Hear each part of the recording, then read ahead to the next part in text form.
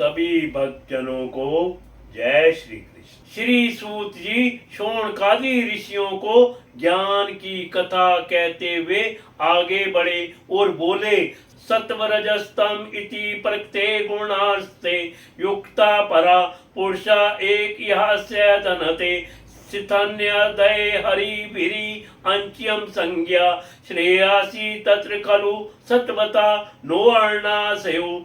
प्रकृति के 3 गुण हैं, सत्व, रज और तम। इनको स्वीकार करके इस संसार की स्थिति, उत्पत्ति और प्रलय के लिए एक अद्वितीय परमात्मा ही विष्णु, ब्रह्मा और रुद्र ये 3 नाम ग्रहण करते हैं। फिर भी मनुष्यों का परम कल्याण तो सत्व गुण स्वीकार करने वाले श्री हरि से ही होता है। जैसे पृथ्वी के विकार लकड़ी की अपेक्षा धुआं श्रेष्ठ है और उससे भी श्रेष्ठ है अग्नि, क्योंकि वेदों का यज्ञ आदि के द्वारा अग्नि सद्गति देने वाला है। वैसे ही तमोगुण से रजोगुण श्रेष्ठ है और रजोगुण से भी सत्व गुण श्रेष्ठ है, क्योंकि वह भगवान का दर्शन कराने वाला है।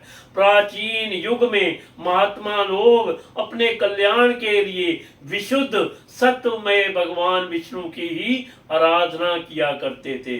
अब भी जो लोग उनका अनुसरण करते हैं वे उन्हीं के समान कल्याण भाजन होते हैं। जो लोग इस संसार सागर से पार जाना चाहते हैं वे यद्यपि किसी की निंदा तो नहीं करते, ना किसी के दोष ही देखते हैं, फिर भी घोर रूप वाले तमोगुणी, रजोगुणी, भेदवादी भूत पापियों की उपासना ना करके सत्वगुणी विष्णु भगवान और उनके अंश कला स्वरूपों का ही भजन करते हैं। परंतु जिसका स्वभाव रजोगुणी अथवा तमोगुणी है वे धन, ऐश्वर्य और संतान की कामना से भूत, पितृ और प्रजापतियों की उपासना करते हैं, क्योंकि इन लोगों का स्वभाव उन भूतादि से मिलता जुलता है।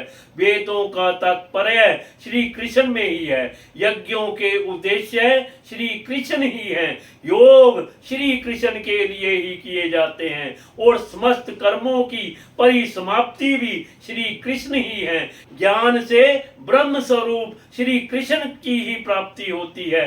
तपस्या श्री कृष्ण की प्रसन्नता के लिए ही की जाती है, श्री कृष्ण के लिए ही धर्मों का अनुष्ठान होता है और सब गतियां श्री कृष्ण में ही समा जाती हैं। यद्यपि भगवान श्री कृष्ण प्रकृति और उसके गुणों से अतीत है और फिर भी अपनी गुणमयी माया से जो परपंच की दृष्टि से है और तत्व की दृष्टि से नहीं है, उन्होंने ही इस संसार की रचना की थी।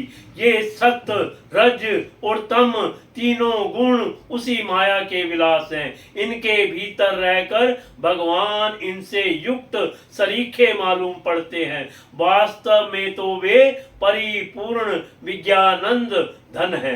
अग्नि तो वस्तुत एक ही है, परंतु जब वह अनेक प्रकार की लकड़ियों में प्रकट होती है तब अनेक सी मालूम पड़ती है।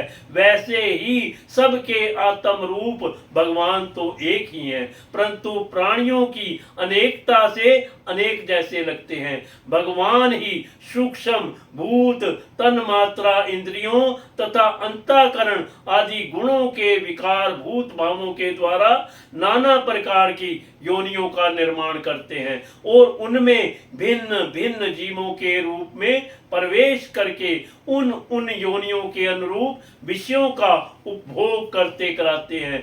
वे ही संपूर्ण लोकों की रचना करते हैं और देवता, पशु, पक्षी, मनुष्य आदि योनियों में लीलावतार ग्रहण करके सत्व गुणों के द्वारा जीवों का पालन पोषण करते हैं।